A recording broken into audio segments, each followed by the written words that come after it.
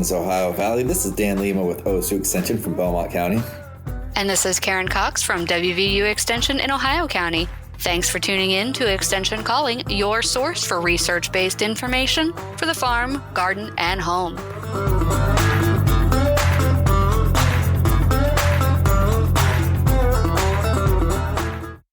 Hey friends, we need to hear back from you. Please take some time and check out our evaluation. Let us know if you've used any of the information you've gained from our show. Once again, you can reach us directly. You can call Karen at 304-234-3673. That's 304-234-3673. Or you can reach Dan at 740-695-1455. That's 740-695-1455. Hello, Karen. Hey, Dan. We are going to continue on our business development spree and hope you all get some good foundations before growing season gets here and calving season gets any further into swing. I know some of you already have calves on the ground and even some lambs out there, but we're going to keep talking about making sure your budget and your business can be strong and sustainable. Because most of you probably do not have your taxes done yet. and you're also very frustrated with trying to get all that information together. So that's one of the things that we're going to talk about. And I really think it's the right time to do it, because now you're looking back at the previous year. You're either really happy with things are going or you're very frustrated. You might not be able to tell where the pitfalls are. You know, a lot of times you look at that bottom line and you've spent so much on supplies for your farm operation and you're bringing in money as well. And that's not always as straightforward as it needs to be to get the complete story of how things are going. You know, you have accrual adjustments that we can kind of touch on. But as far as taxes go, Karen and I were talking about, in terms of record keeping records just for tax purposes, a lot of times leaves a lot of those small details out so that you don't necessarily get a good picture of what's going on, what areas you need to fix. You know, we talk about the SWOT analysis, the strength, weaknesses, opportunities, and threats.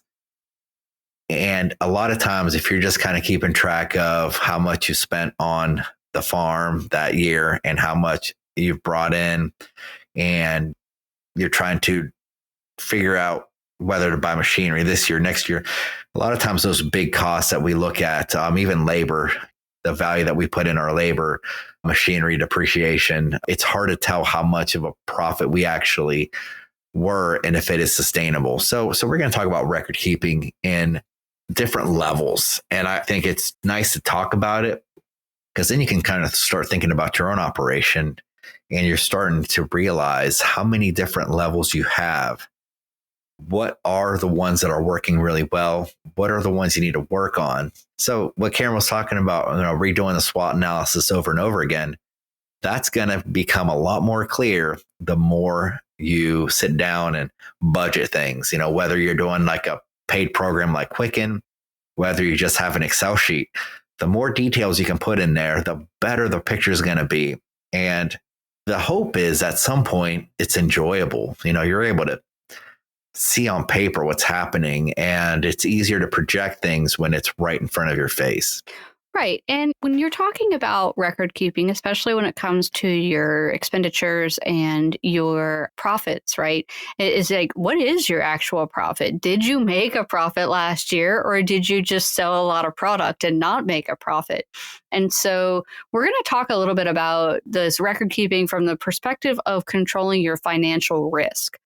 Your financial risk has four basic components, and that is it's the cost and availability of capital or your debt, the availability to meet cash flow needs in a timely manner, meaning can you pay your bills on time, the ability to maintain and grow equity, is your farm increasing in value, and the ability to absorb short-term financial shocks, such as the crop failed or didn't get harvested in time, or you lost part of it to an insect or a disease, right? So it's really important to know where your money is and what your money is doing for you. So when you're looking at your financial risks, you really want to know what your basic farm numbers are. So your basic farm numbers include your profit margin, your break even point, your cash flows, and your net worth. And so your profit margin really tells you your production versus the return. Are you making a profit, and how much profit are you making?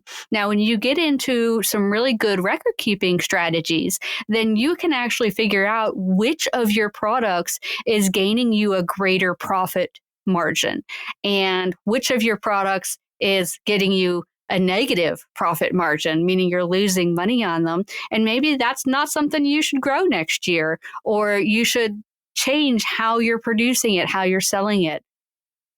You can also use these budget forms like your enterprise budget. That's another key word we're going to talk about to determine your break even point. How much do you have to sell item A for in order to break even? Or how many of item A do you need to sell to break even? And so they can be a volume or a price point that can cause you to make a profit or not on those products you're producing.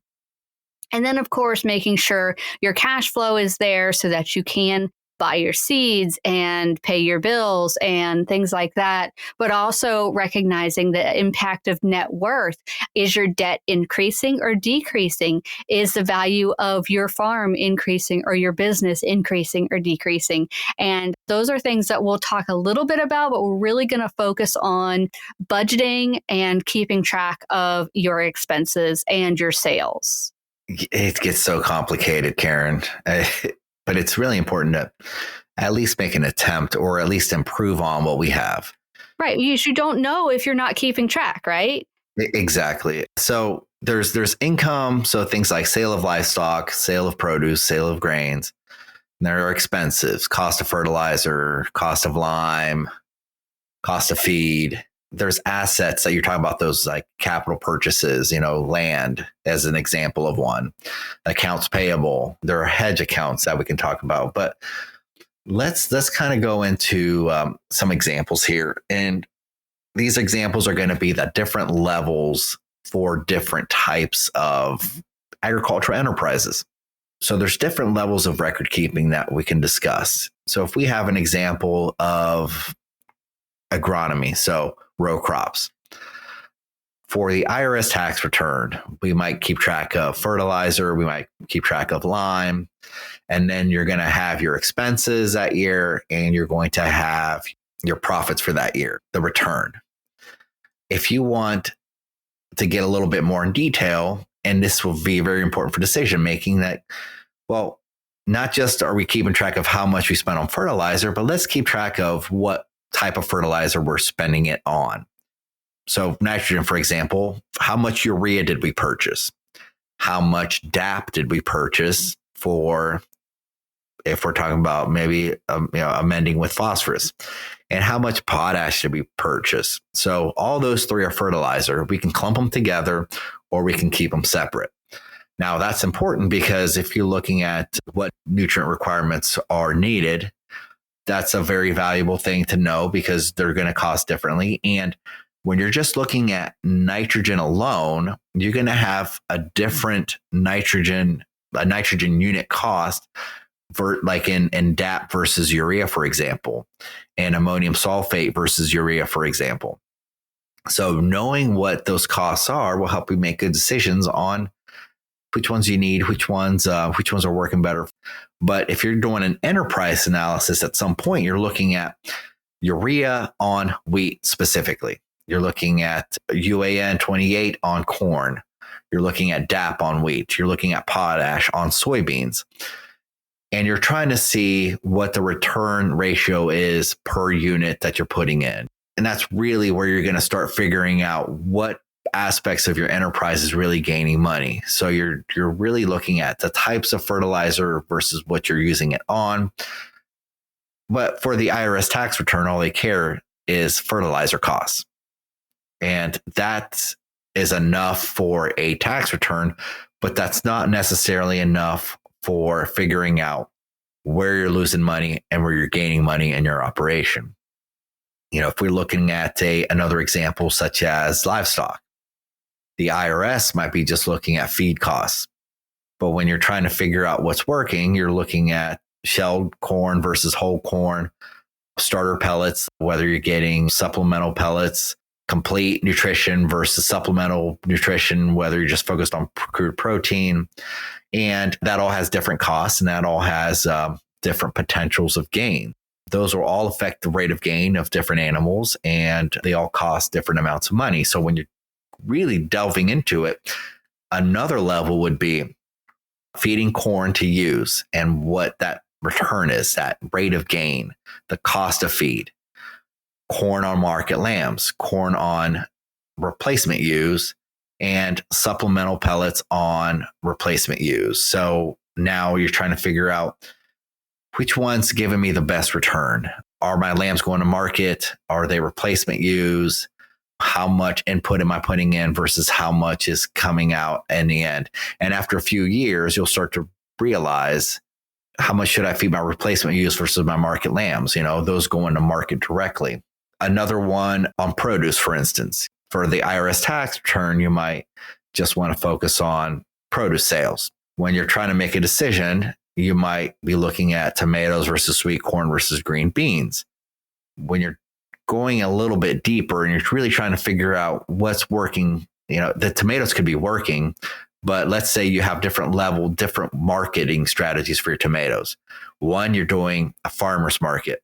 One, you're doing a roadside stand. One is a pick your own operation. And another one might be a direct marketing to a restaurant or a food truck. And, when it comes down to it, the way you prepare a tomato, the quality might be just fine. The taste might not affect it, but a little blemish could affect a farmer's market versus a food truck service where they're just using your product to make a sauce, versus more of a roadside stand or farmer's market when it's more important that there's not a whole lot of blemishes on the tomato itself. That's where you're putting a lot more fungicides in there. When you start figuring out the input costs and the profit margins for all those, you'll be able to figure out where you're losing money and where you're gaining money. When we talk about charting accounts, there's just so many levels to go into. And if you're just keeping records for taxation purposes, it's not going to give you a whole lot of information on not only where you need to improve, but even if your farm is being successful or not, because the machinery costs and there's capital gains that we talk about with land. Just because you have made more than you spent that year doesn't mean that your farm is profitable in the long run, because we're not looking at those accrual costs either. We're not looking at the depreciation of machinery. We're not looking at how much labor, how much time you're putting in there. And the more detail you can get into, the more you can fine tune all those details that you need to focus on. We talk about the SWOT analysis, the strengths, the weaknesses. An example I gave with tomatoes, the roadside stand might be a weakness, but the restaurant might be a strength.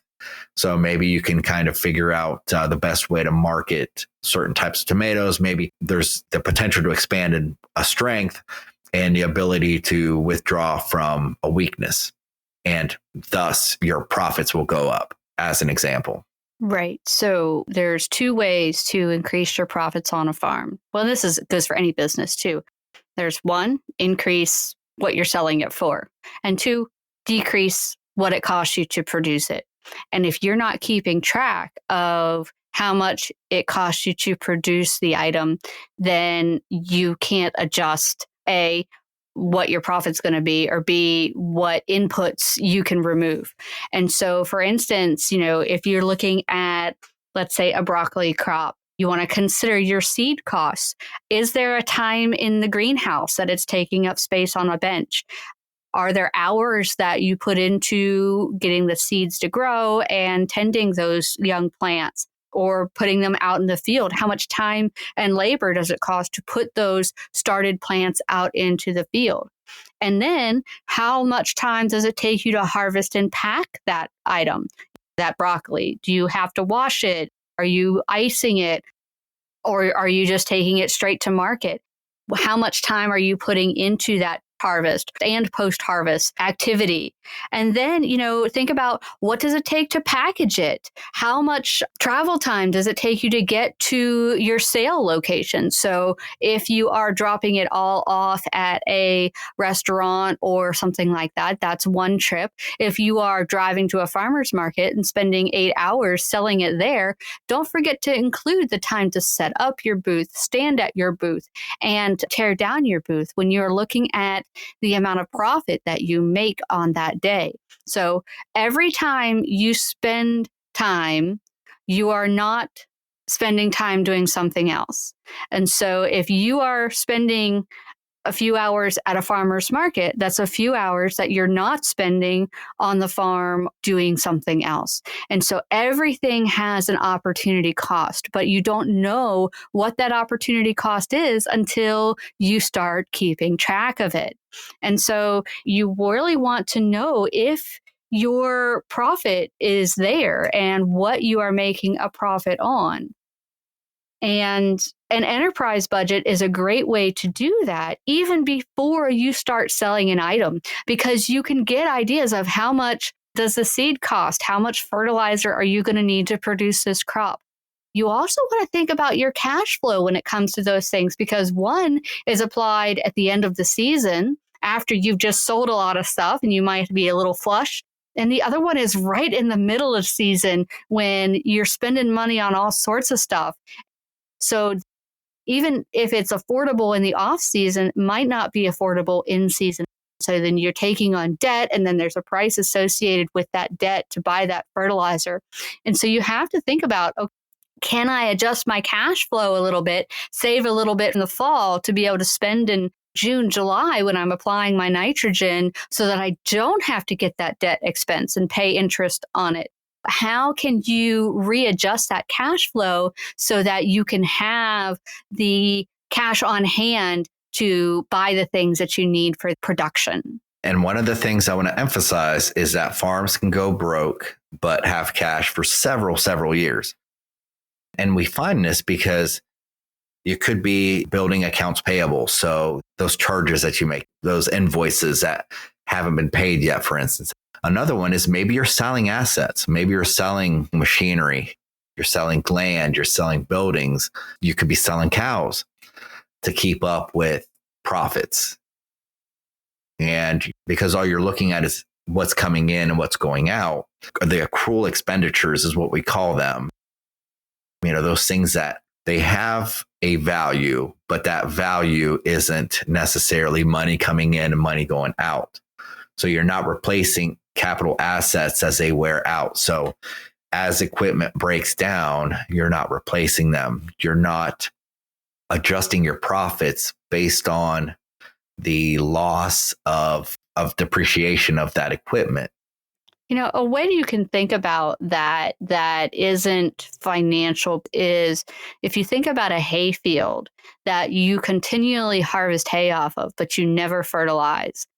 You are selling off the value of that soil. So that is what you are selling. You aren't selling hay necessarily, as you are selling the nutrients out of your soil. And so you can do the same thing to your business as you're selling off equipment and machinery. It may seem like you have an income, but if you're not putting it back in, if you're not rebuilding, then eventually it's going to come back to bite you. That's such a great example. I was thinking more machinery, but you're right. Like, if you're not putting the nutrients back in your soil, for instance, then all of a sudden, instead of making high quality hay, even if we're looking at tonnage, you went from 3 tons to now you're barely getting 2 tons. And obviously the quality is going to be going down if you're not putting the nutrients back in. And you have more weed problems that you have to treat for. And you're going to be losing clients. And remember one of the things that Karen was saying about, was it Disney? Was it the Disney example? Yeah, the three goods to outweigh one bad. 3 goods to 1 bad. So let's say, you got 3 clients of yours are really annoyed with the low quality of the hay that you're selling them versus building your reputation, building your quality, and you're not even noticing, but your farm is going in the hole because you've had to sell some things, because your inputs have gone down from fertilizer, your outputs have also gone down, even if you're still netting positive on a cash flow basis. But if you look at the accrual adjustments to your cash account, you're actually losing money on that farm. So even though on paper it looks like a positive, it's actually going down. And one of the examples I like to look at is machinery. We talked about the nutrients in the soil, but if there is an economic depreciation model that you can follow, and that's so when you buy a piece of machinery that costs $100,000, let's say, like a tractor, you might as well depreciate that 3.5% the first year, and every following year, 7% after that. So you have to take into account those are going to be losses, because that means, that money is going to have to go back into equipment at some point. So that $100,000 year one, your economic depreciation is $3,500 on that piece of machinery that you spent $100,000 on. So after year one, when you didn't make that big purchase, you still deduct a $3,500 expense because maintenance, because it's not worth as much anymore. Year two, you're actually going to subtract 7%.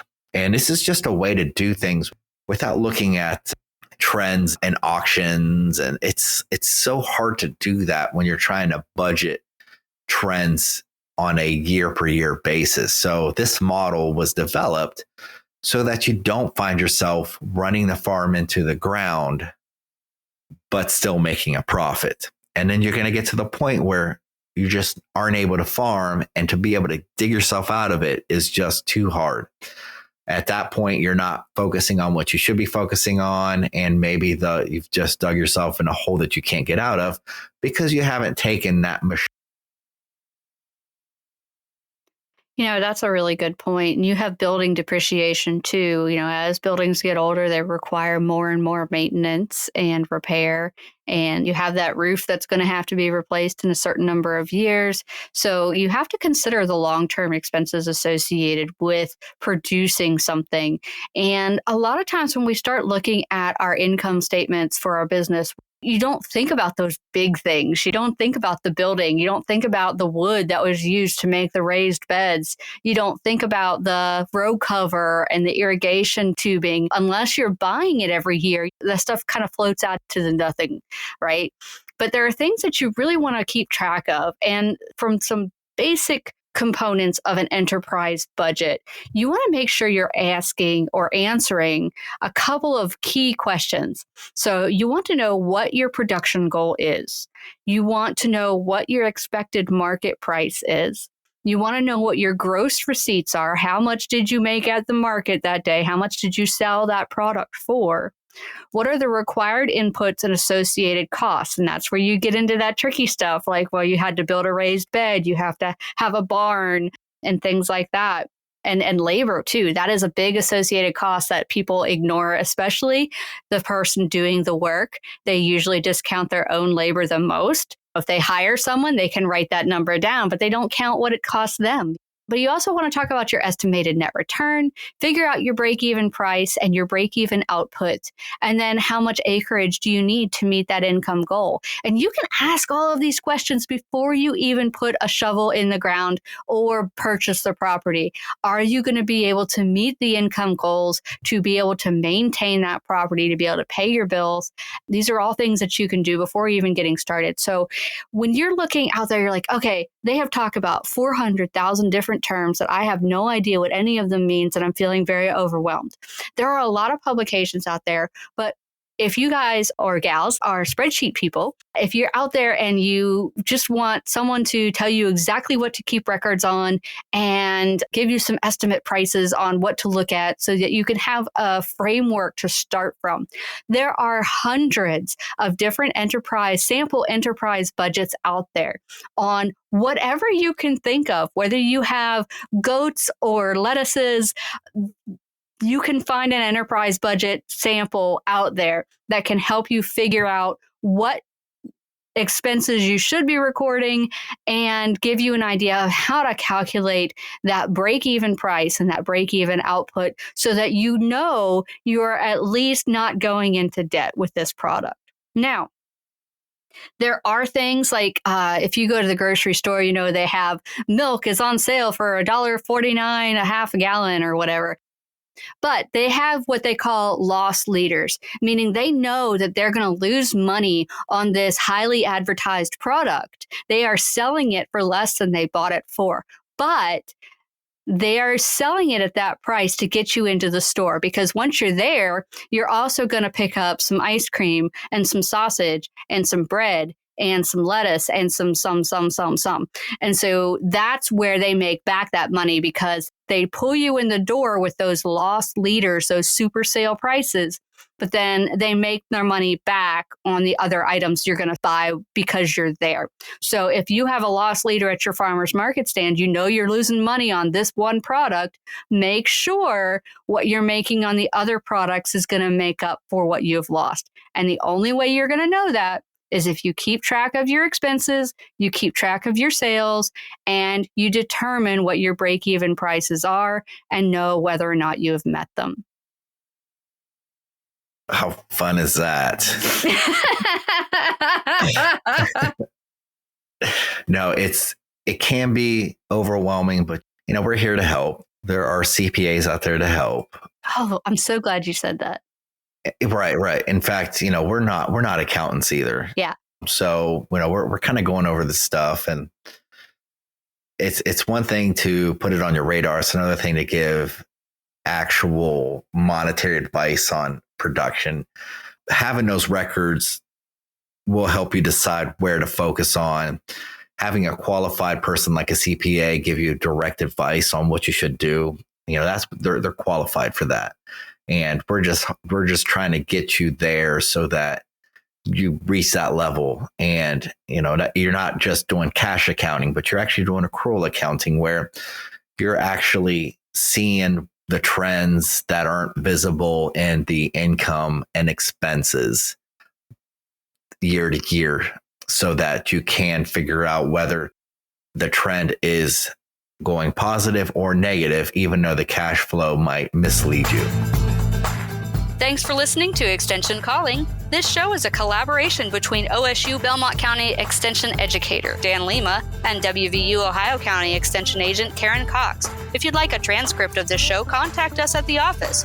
Also, let us know if you enjoy the show by ranking us on your podcast app.